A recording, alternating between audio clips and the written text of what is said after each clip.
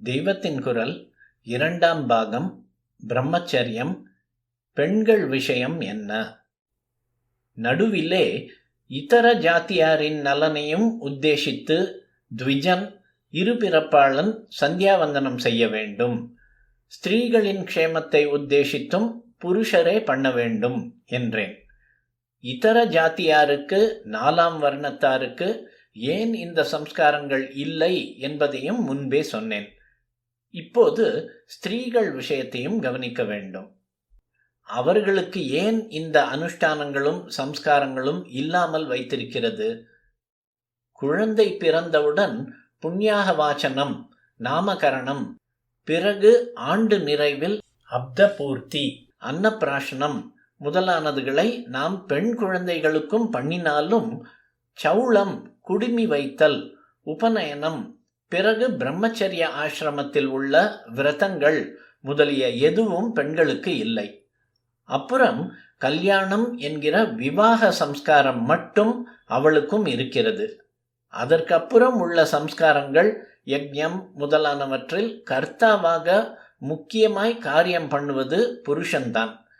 இவள் பத்தினி ஸ்தானத்தில் கூட நிற்கிறாள். ஔபாசனத்தில் மாத்திரம் இவளும் ஹோமம் பண்ணுகிறாள். ஏன் இவளை இப்படி வைத்திருக்கிறது? பிறப்பதற்கு முன்பே செய்யப்படும் நிஷேகம், பும்சவனம், சீமந்தம் முதலியவை கூட புருஷ பிரஜையை உத்தேசித்தேதான் செய்யப்படுகின்றன. அப்படியானால் இக்கால சீர்திருத்தக்காரர்கள், பெண் விடுதலைக்காரர்கள் சொல்வது போல் இந்து மதத்தில் பெண்களை இழிவுபடுத்தி இருட்டில் அடைத்துத்தான் வைத்திருக்கிறதோ? 4ஆம் வர்ணத்தாருக்கு சம்ஸ்காரங்களில் பல இல்லாததற்கு என்ன காரணம் என்று சொன்னேன்.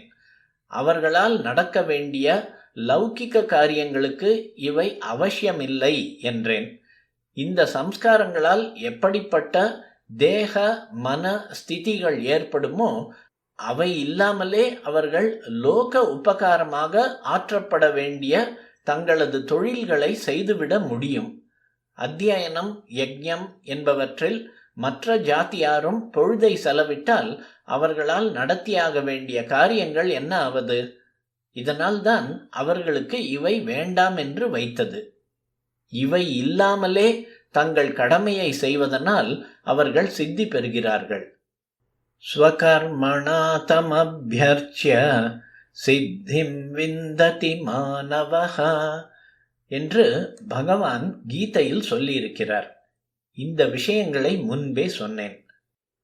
பொதுவான சமூகத்தில் இப்படி காரியங்கள் பிரித்திருப்பதை முன்னிட்டே சம்ஸ்கார வித்தியாசம் ஏற்பட்டிருக்கிற மாதிரிதான் ஒவ்வொரு வீட்டிலும் புருஷர்களுக்கும் பெண்களுக்கும் இடையே வித்தியாசம் வைத்திருக்கிறது.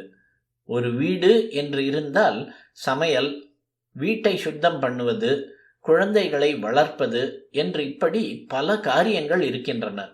சுவாபாவிகமான இயற்கையான குணங்களால் பெண்களே இவற்றுக்கு ஏற்றவர்களாக இருக்கின்றனர். இவர்களும் புருஷர்களின் அனுஷ்டானங்களில் இறங்கிவிட்டால் இவர்கள் செய்ய வேண்டிய காரியம் என்ன ஆவது? இவர்களுடைய சித்த சுத்திக்கு பதி சுஷ்ருஷை, கிரக ரக்ஷணை இதுகளே போதும் என்னும் போது புருஷனின் அனுஷ்டானங்களை இவர்களுக்கும் வைத்து வீட்டு காரியங்களை ஏன் கெடுக்க வேண்டும்? ஆகவே டிஸ்பாரிட்டி, டிஸ்கிரிமினேஷன், ஏற்றத்தாழ்வு, வித்தியாசப்படுத்துதல் என்று இக்காலத்து சீர்திருத்தக்காரர்கள் வைகிறதெல்லாம் வாஸ்தவத்தில் ஒருத்தர் செய்கிறதையே இன்னொருத்தரும் அனாவசியமாக டியூப்ளிகேட் பண்ணாமல் ஒழுங்காக வீட்டு காரியமும் நாட்டு காரியமும் நடக்கும்படி டிவிஷன் ஆஃப் லேபர், தொழிற்பங்கீடு பண்ணி கொண்டதுதான். எவரையும் மட்டம் தட்ட அல்ல. மந்திரங்களை ரட்சிக்க வேண்டிய சரீரங்களை அதற்குரிய யோக்கியதை பெரும்படியாக பண்ணுவதற்காகவே ஏற்பட்ட சம்ஸ்காரங்கள் பல இருக்கின்றன.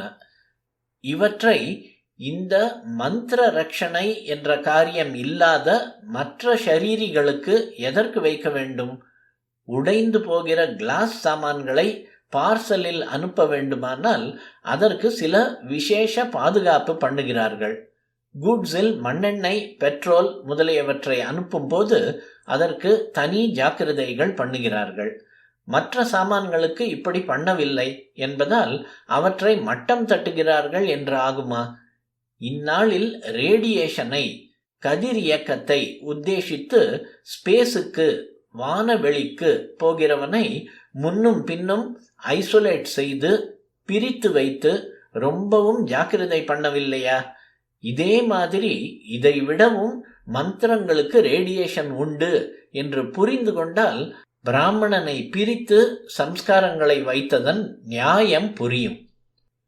லோக க்ஷேமார்த்தம் மந்திரத்தை ரட்சிக்க வேண்டிய ஒரு பிராமண புருஷ ஷரீரம் உருவாக வேண்டுமானால் அது கர்ப்பத்தில் வைக்கப்படுவதிலிருந்து சில பரிசுத்திகளை பண்ண வேண்டியிருக்கிறது.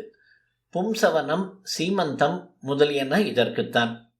பிறந்த பிறகும் இப்படியே. அவரவரும் ரைட் ரைட், உரிமை உரிமை என்று பறக்காமல் நல்ல தியாக புத்தியோடு அடக்கத்தோடு லோகக்ஷேமத்துக்கான காரியங்கள் எல்லாம் வகையாக வகுத்து தரப்பட வேண்டும் என்பதையே கவனித்தால் சாஸ்திரங்கள் சில ஜாதியாருக்கோ ஸ்திரீகளுக்கோ பக்ஷபாதம் பண்ணவே இல்லை என்பது புரியும்.